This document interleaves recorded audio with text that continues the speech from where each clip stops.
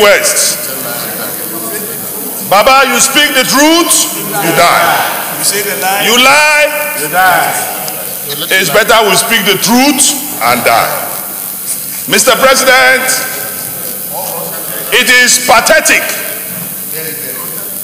and I want to ask this question, and this question is to the executive arm of government. Should we continue in sin and ask grace to abound? No. Mr. President, time after time, the Attorney General and Minister of Justice in this country have abused his office. We are not talking about Mena. Mena did not get himself back. We should talk about the integrity of the office of the Attorney General of the Federation and the Minister of Justice.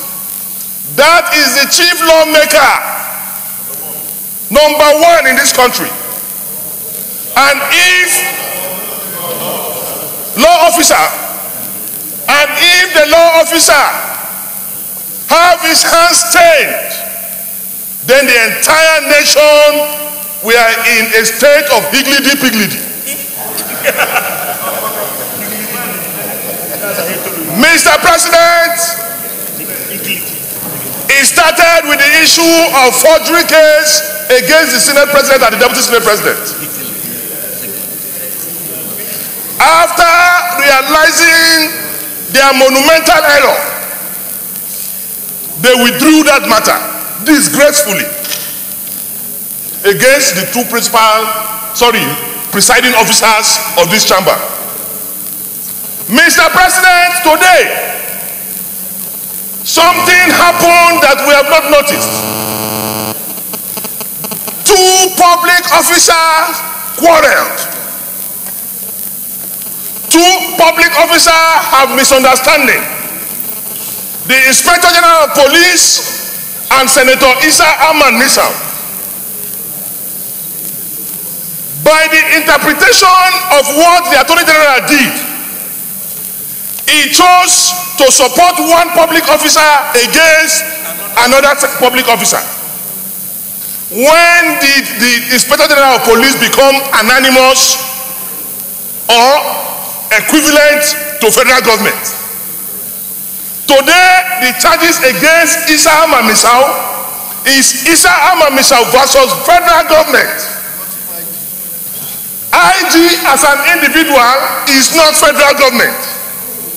And by the provisions of 1999 Constitution as amended, the Attorney General is supposed to prosecute only in public interest. How does an individual now constitute public interest?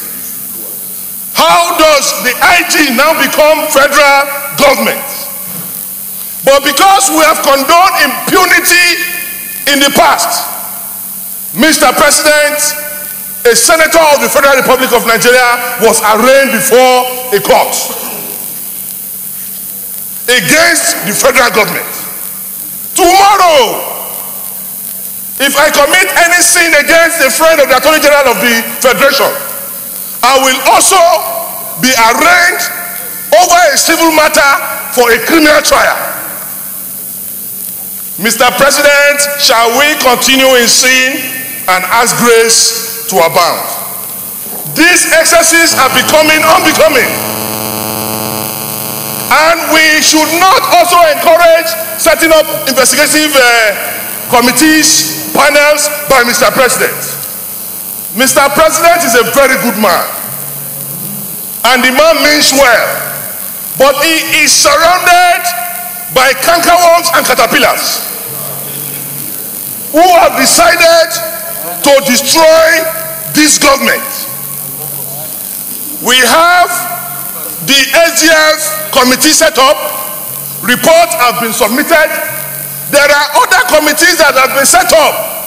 We are expecting that maybe implementation will be after rapture. Mr. President, enough is enough.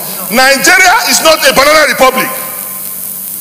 We will continue to sit, deliberate like this, pass resolution, and go until we stand up on behalf of the people of this country. We are representatives of the people. We should have the temerity, the audacity to take strong decisions on behalf of the Nigerian public.